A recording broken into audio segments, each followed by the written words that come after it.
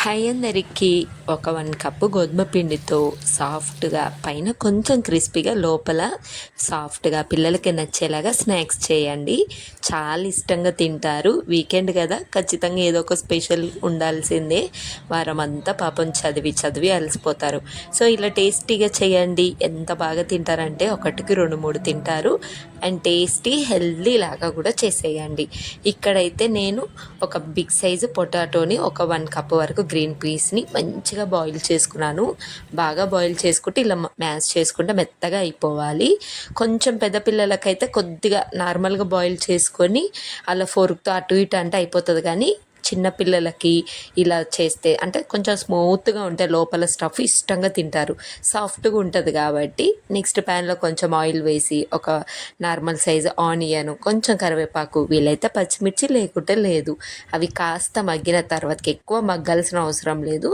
కొంచెం మగ్గిన తర్వాతకి కొంచెం బేసిక్ స్పైసెస్ నేను అయితే కొంచెం సాల్ట్, అలాగే కొద్దిగా పసుపు వేసి ఆర్గానో, రెడ్ చిల్లీ వేసాను. ఇంకా కారం ఏం వేయకుండా మీరు లైట్గా కారము, ధనియా పౌడరు లేదంటే పెప్పర్తోనైనా. ఎక్కువ లోపల స్టఫ్ ఎక్కువ కారంగా ఉంటే తినలేరు అన్నట్టు.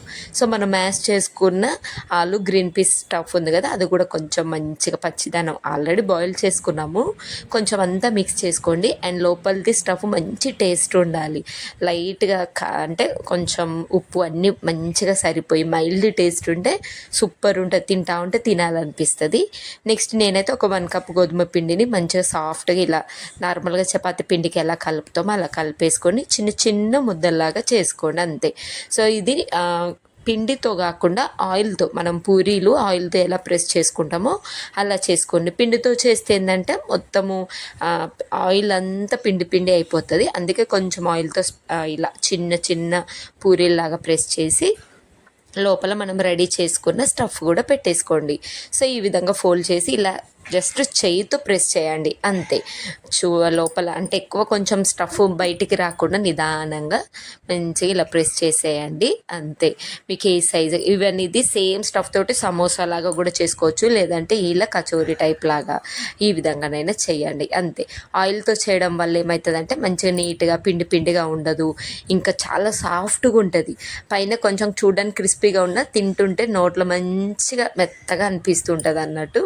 సో పెద్ద పిల్లలకైతే ఇంకొంచెము అంటే పిండితో చేసి మనము నార్మల్గా అంటే పిండితో మనము ఇలా పిండి చల్లి నార్మల్గా ప్రెస్ చేసిన ఏమైపోతుంది, కొంచెం రఫ్గా ఉన్న తింటారు కానీ పిల్లలు తినలేరు కాబట్టి. సో అన్నీ ఈ విధంగా చేసుకొని కొంచెం ఆయిల్ ఎక్కువని అలా అని డీప్ ఫ్రైకి సరిపడేం కాదు, నార్మల్గా ఒక 1/2 కప్ వరకు ఆయిల్ వేసుకొని మనం ఇందాక రెడీ చేసుకున్నాం కదా అవి కూడా ఇందులో వేసుకోండి కచోరీలాగా అంతే. సింపుల్.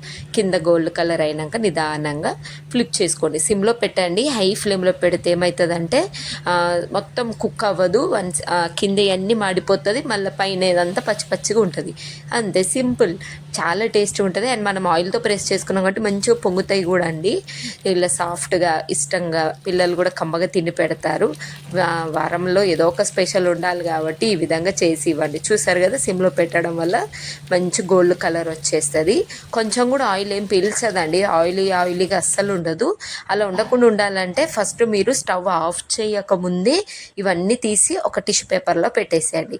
స్టవ్ ఆఫ్ చేసిన చాలామంది ఏంటంటే స్టవ్ ఆఫ్ చేసిన తర్వాతకి తీస్తారు, అప్పుడు ఆయిల్ ఎక్కువ పీల్చుకుంటుంది. ఈ ఒక్క చిన్న టిప్తో ట్రై చేసి చూడండి, ఆయిల్గా ఉండదు.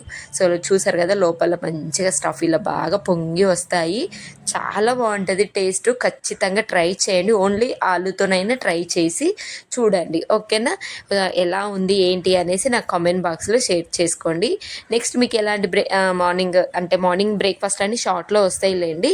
స్నాక్స్కి ఇలాగా లడ్డు ఇలాంటివి కావాలో కింద కామెంట్ బాక్స్లో షేర్ చేయండి. ఎప్పుడు స్వీట్ అయినాక మంచిగా హాట్ కూడా చేయండి అంటున్నారు, అందుకే నేను ట్రై చేస్తాను వీక్లీ వన్స్ అని. అంటే ఇలా వీడియో తీసి పెట్టడానికి, వీడియో లేకుంటే షార్ట్లోనైనా పెడతాను. ఒకసారి ట్రై చేసి చూడండి.